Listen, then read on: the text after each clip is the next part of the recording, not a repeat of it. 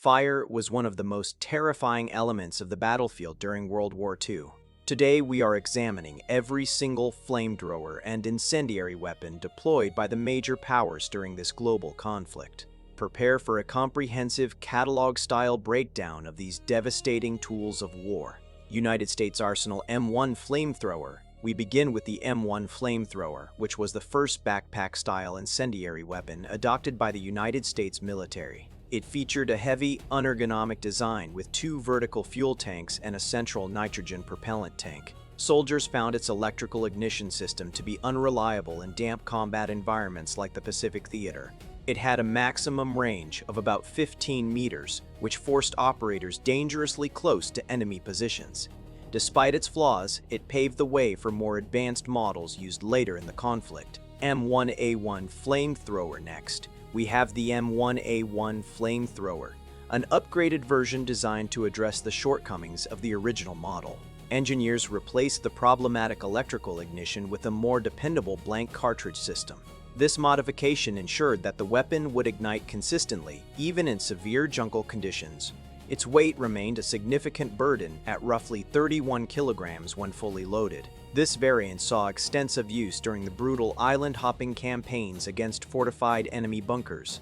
Min 2. Flamethrower. Let us continue with the M2 flamethrower, which became the definitive American flamethrower of World War II. It introduced thickened fuel, significantly increasing the effective firing range to nearly 40 meters. The design was slightly more compact and reliable, featuring a specialized ignition cylinder. Operators could fire multiple short bursts or unleash a continuous stream of fire for about 7 seconds. This devastating tool was instrumental in clearing entrenched positions during the battles of Iwo Jima and Okinawa. M15 White Phosphorus Grenade. Moving on to grenades, we have the M15 White Phosphorus Grenade, commonly known as Willie Pete.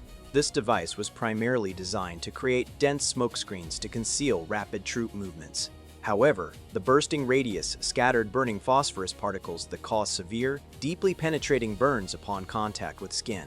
The chemical reaction could not be extinguished by water, making it a terrifying secondary anti-personnel weapon. It was heavily utilized by infantry units to clear out pillboxes and deep cave systems.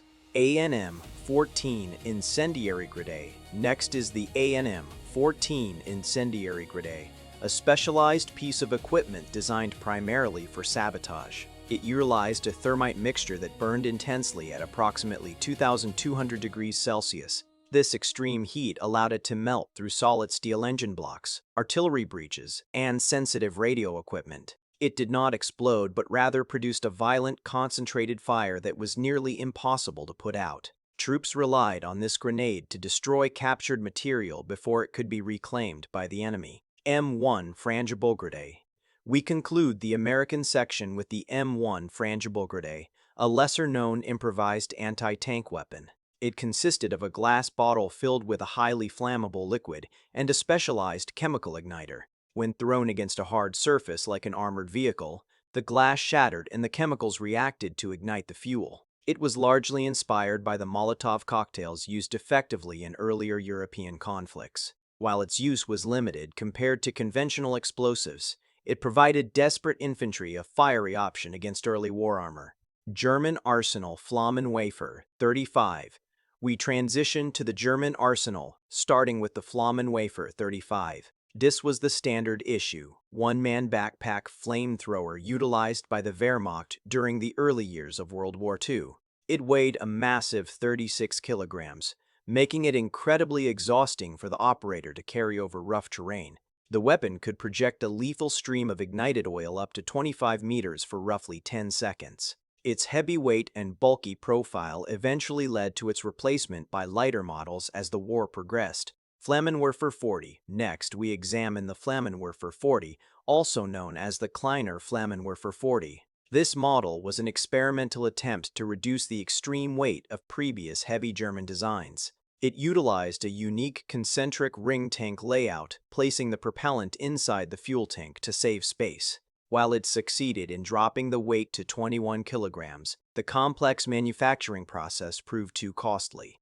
Consequently, production was halted quickly, making it one of the rarest German incendiary weapons of the era. Flammenwerfer 41. Let us move on to the Flammenwerfer 41, which became the standard and most widely produced German flamethrower of the conflict. Engineers successfully reduced the weight to under 29 kilograms without sacrificing any combat effectiveness. It featured a dual cylindrical tank system and utilized a hydrogen torch ignition mechanism for reliable firing. The weapon achieved a range of 30 meters, providing assault pioneers with a devastating tool for urban combat. It saw extensive action across the Eastern Front, particularly during the grueling battles in ruined cities. Flammenwerfer 43. Next on the list is the Flammenwerfer 43, an evolutionary upgrade designed to simplify wartime production. As materials became scarce, the German military needed a weapon that was easier and cheaper to manufacture. This version replaced complex components with stamped sheet metal parts wherever it was physically possible.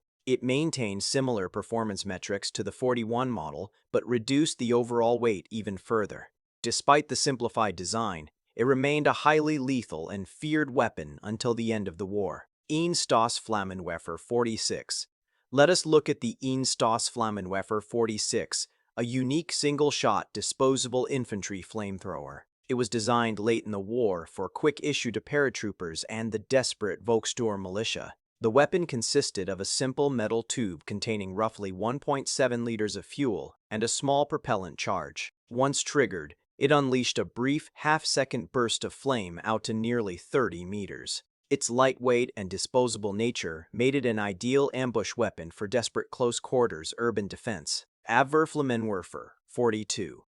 We have the Abwehrflammenwerfer 42, which operated as a static, concealed defensive flame mine. It was buried in the ground alongside conventional minefields to protect important installations or block infantry advances. The device held roughly 30 liters of fuel and was triggered remotely via an electrical command wire. When activated, it erupted with a massive jet of fire that could cover a wide, lethal zone instantly. It was heavily deployed along the Atlantic Wall and the Eastern Front to deter mass infantry charges.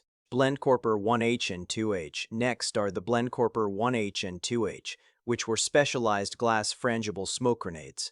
They were originally designed to blind the crews of enemy tanks by producing thick, choking smoke upon physical impact. However, the chemical mixture of titanium tetrachloride also created a mild incendiary effect when reacting with environmental moisture. Infantry would smash these bulbs against the air intakes of armored vehicles to force the crews to quickly evacuate. They proved to be highly effective stopgap weapons for infantry lacking dedicated anti-tank rocket launchers. Brandflasche. To finish the German list, we have the Brandflasche, the standard German variation of the famous Molotov cocktail. It was a simple glass bottle filled with a mixture of gasoline and motor oil to ensure it stuck to target surfaces. Ignition was typically achieved using large storm matches taped securely to the side of the glass bottle. Soldiers threw them at the engine decks of enemy tanks where the flaming liquid could seep through ventilation grates. It was a cheap, easily manufactured weapon relied upon heavily when specialized anti-tank munitions were completely unavailable.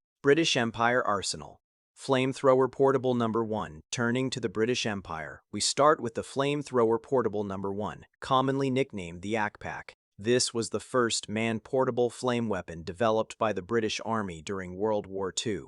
It featured a distinctive, ring-shaped fuel tank that the operator wore strapped like a heavy backpack. The system was extremely heavy, weighing over 30 kilograms and was famously cumbersome to maneuver in tight spaces. Its complicated design and limited range led to a very brief service life before being replaced entirely. Flamethrower Portable No. 2. Next, we have the Flamethrower Portable No. 2, widely known as the life buoy due to its circular tank. This model replaced the problematic No. 1, offering slightly improved ergonomics and a much better ignition system. It utilized a 10-ignition cartridge mechanism, allowing the operator to fire up to 10 distinct short bursts. The weapon could project a flame out to roughly 36 meters when firing favorably with the wind. While an improvement, it was still considered heavy and dangerous to the user, seeing limited use during the Normandy campaign. Number 76, Special Incendiary Grenade.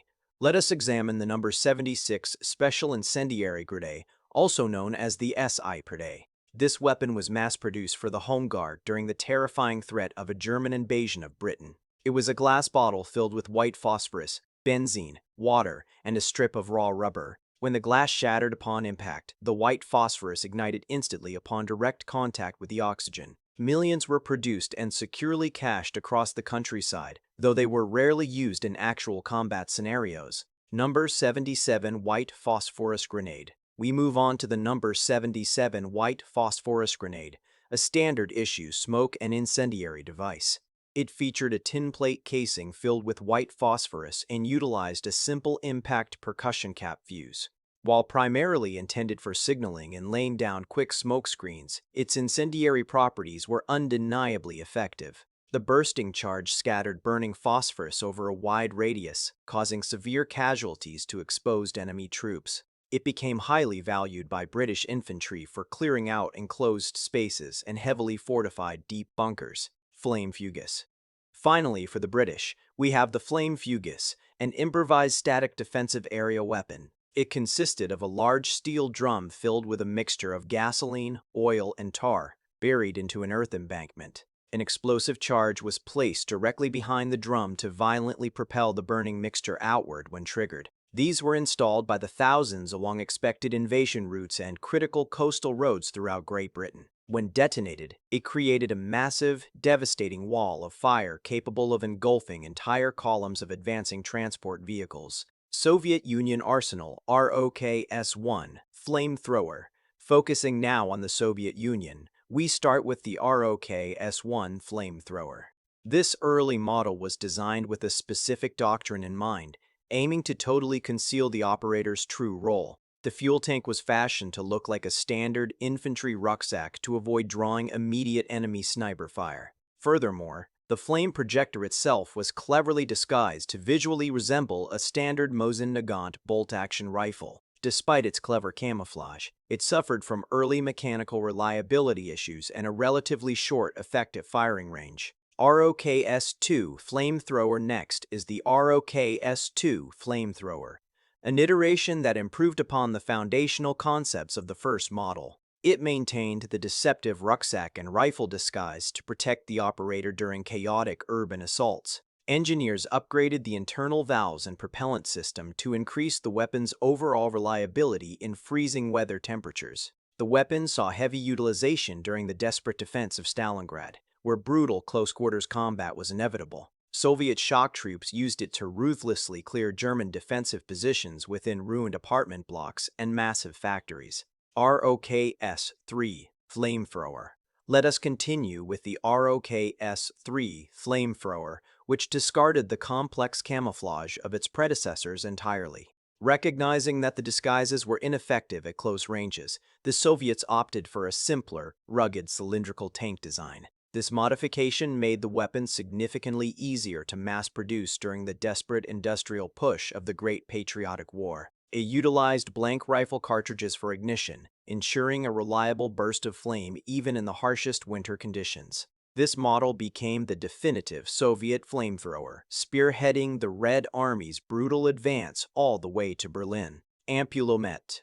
We now look at the Ampulomet, a highly unusual and primitive anti-tank weapon used exclusively by the Red Army. It was essentially a low-velocity glass mortar that fired spherical glass projectiles filled with a thick incendiary mixture. The weapon used a standard black powder charge to lob these fragile incendiary globes up to 200 meters away. Upon impact with the German tank, the glass shattered and the self-igniting fluid rapidly engulfed the vehicle in flames. It was largely phased out by mid-war due to the extreme physical danger it constantly posed to the operating crews. KS Bottle. Finishing the Soviet arsenal, we have the KS bottle, the official Soviet military designation for their Molotov cocktail. These glass bottles were mass-produced in state factories and filled with a specialized, self-igniting liquid chemical mixture. Unlike standard Molotovs, the KS fluid burst into flames spontaneously upon exposure to the air, eliminating the need for a lit rag. They were issued extensively to infantry and specialized anti-tank squads as a desperate defense against the armored blitzkrieg. The weapon proved terrifyingly effective at permanently blinding tank optics and rapidly suffocating diesel engine compartments. Empire of Japan, Arsenal Type 93. Flamethrower. Shifting to the Empire of Japan, we encounter the Type 93 flamethrower. This weapon was widely issued to combat engineers and regular infantry units across the sprawling Pacific and Asian theaters. It featured a distinctive twin-tank layout and relied on a heated wire ignition system powered by a small battery. The weapon was heavily utilized to brutally clear out fortified Chinese pillboxes during the Second Sino-Japanese War. However, its unarmored tanks left the operator highly vulnerable to catastrophic explosive detonation if struck by enemy shrapnel. Type 1 frangible smoke and incendiary grenade. Next, we have the Type 1 frangible smoke and incendiary grenade, a highly dangerous dual-purpose thrown weapon. It consisted of a glass flask filled with a volatile liquid compound designed to create thick, suffocating toxic smoke. Upon shattering, the mixture violently reacted with the air to quickly produce a blinding cloud and a localized intense fire. Japanese soldiers frequently used them during nighttime banzai charges to severely disorient American forward defensive lines. The weapon was exceptionally fragile and dangerous to carry, but highly effective in the dense, chaotic jungles of the Pacific. Kingdom of Italy Arsenal, Lanciafiamme Modello 35. Finally, we examine the Kingdom of Italy, beginning with the Lanciafiamme Modello 35. This was the primary heavy flamethrower issued to Italian forces, notably utilized during the arid campaigns in North Africa. It featured a heavy twin-cylinder design that weighed nearly 27 kilograms when fully loaded with deadly incendiary fuel. The weapon utilized a complicated high-tension electrical spark system to cleanly ignite the fuel mixture upon firing. Despite its heavy weight, it was considered a highly reliable weapon by the assault engineers, who operated it in harsh desert conditions. Lanciafiamme Modello 40. We conclude our exhaustive list with the Lanciafiamme Modello 40, an improved iteration of the foundational Italian design. Engineers focus heavily on refining the electrical ignition mechanism to make the weapon safer and more dependable in active combat. While it retained the cumbersome twin-tank layout, it featured vastly improved valving to completely prevent accidental fuel leakage. The effective range remained highly comparable to other major European models, safely reaching approximately 20 to 25 meters. It saw service primarily with specialized motorized and airborne units until the Italian armistice midway through World War II.